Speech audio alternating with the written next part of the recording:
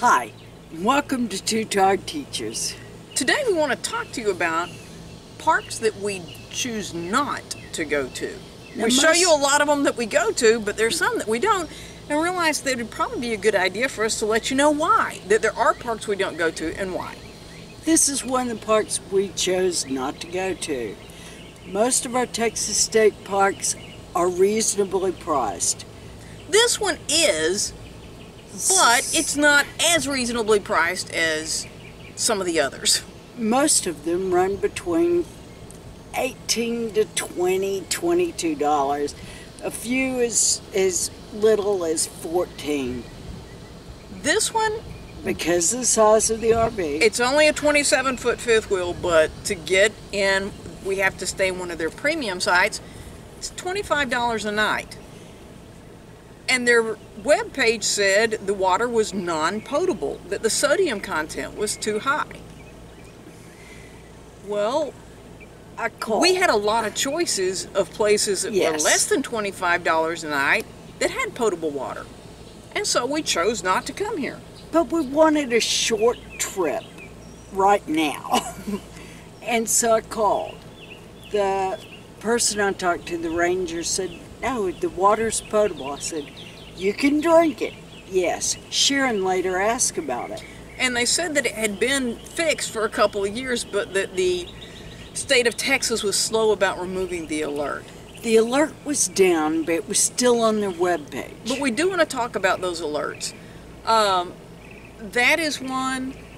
Another one, popular park, is for Argentinian ants. Now, these are not your run-of-the-mill ants. This is an invasive species. They have taken down the alerts. I know they have on Tawakoni. I don't know about Cedar Hill, but it's still on the web page. And when you sign up to reserve a spot, you can't reserve specific yet, but when you sign up to reserve, there is a notice on there. You want to look at those. Well, I went to Cedar Hill last week. We were home, and Cedar Hill is a prime location. I mean, we have wanted to go and stay there just to get away. It is so close. It is literally between Dallas and Fort Worth, just to the south. You can see from this map that it shows it's just like, what, 20 minutes? Now, if you think you can get to the Cowboy Stadium in 20 minutes, that would be funny.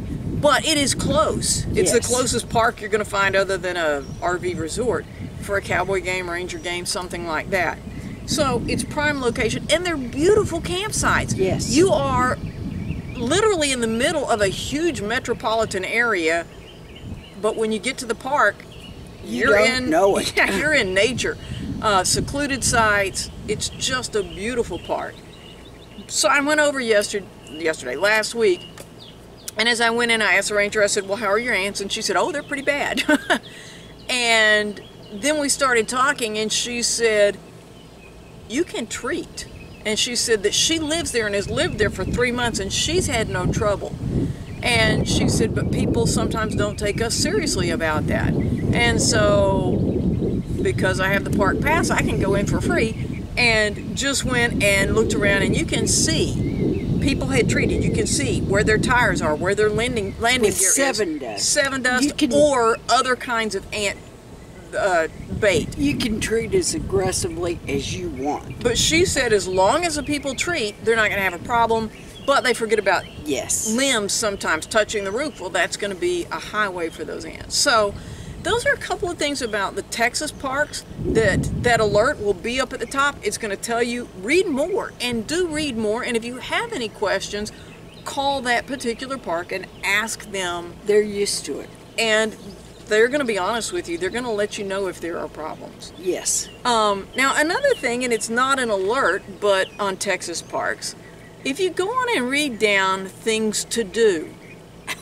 some of our parks, especially the ones in the southeast, they don't call it this, but it's basically alligator etiquette. And yes. It tells you what to do if you meet up with an alligator. And they say gators live in the park. Well, I choose not to live in the park with the gators.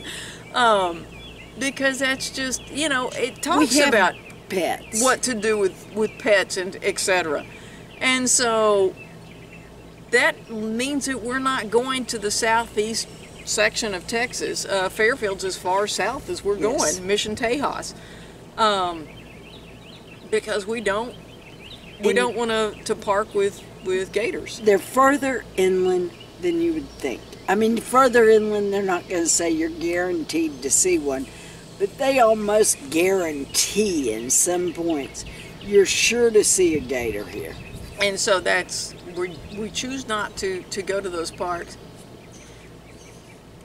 When you're traveling outside of your own state where you're not as familiar, we had a situation several years ago. We had gone to Georgia and had made a reservation on our way back.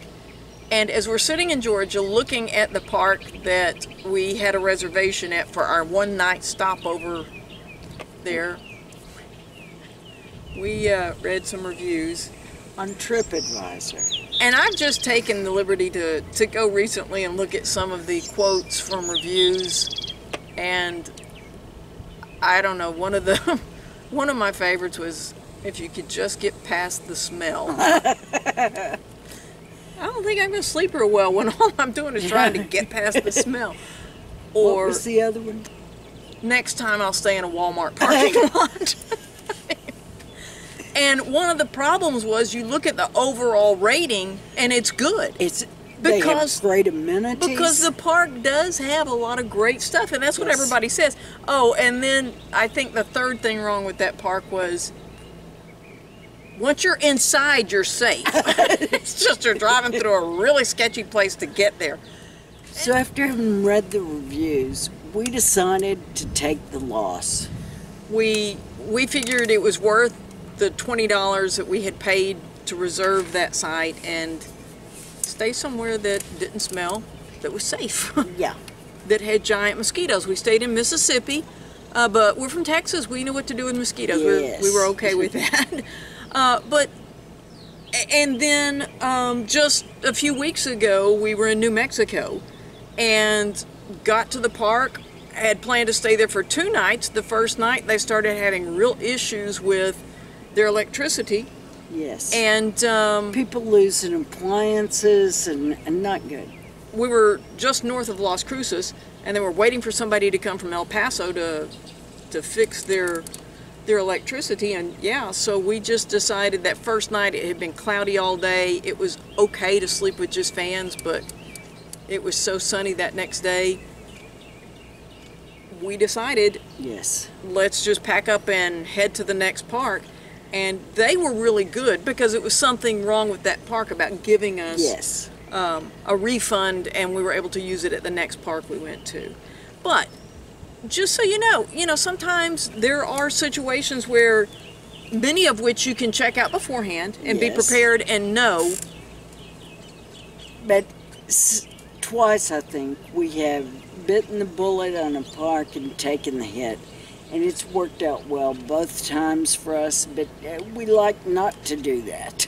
And so, there are some things you can't foresee, some things you can't plan for, but there are a lot of things you can. And so, and let's face it, part of the fun in traveling is doing that research beforehand and getting excited about your trip. So, like I said, we'd shown you a lot of parks we like to visit, and we just wanted to let you know there are some that we don't. That we don't go to. We choose not to. So, hope this has given you some food for thought, and we appreciate your time.